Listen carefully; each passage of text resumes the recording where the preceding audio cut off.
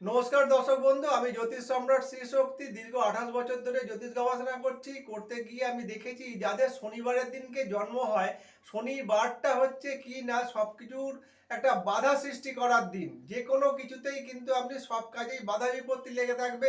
শনিবারে জন্ম হলে আপনার নানান রকম ভাবে ভাগ্য বিড়ম্বনার একটা সৃষ্টি হয়।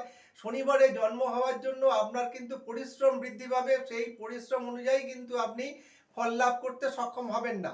শনিবারে জন্ম হওয়ার জন্য আপনার সব কাজেই কিন্তু বাধা থাকবে। এই বাধা বিপত্তিকে ওভারকাম করার জন্য কিন্তু আপনার চার্টে দেখতে হবে শনিটা কতটা শুভ আছে বা কতটা অশুভ আছে। হাতেও আপনার দেখতে হবে কতটা শুভ এবং কতটা অশুভ আছে। কাজেই শনিবারে জন্ম হলে যে খুব খারাপ তা নয়, তারা কিন্তু আবার সরকারি চাকরি পাওয়ার সম্ভাবনা থাকে।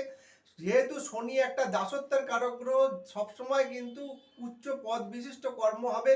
কিন্তু সেটা সরকারি কর্মের, যদি শনি ভালো থাকে তাহলে সরকারি কর্ম পাওয়ার একটা কিন্তু টেন্ডেন্সি থাকে, সরকারি কর্ম পাওয়ার একটা যোগ থাকে।